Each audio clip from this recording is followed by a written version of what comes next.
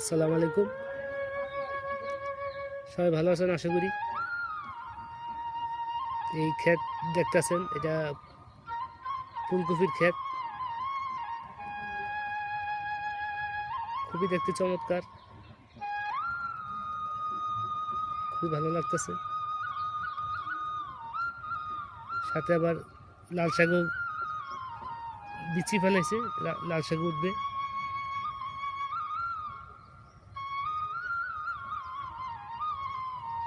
আর মাত্র ছোট তো, এখন তো উঠতেছে, এখন ফল ধরে না এখনো। আমি পুরো জমিটা দেখানোর চেষ্টা করতেছি আপনাদেরকে।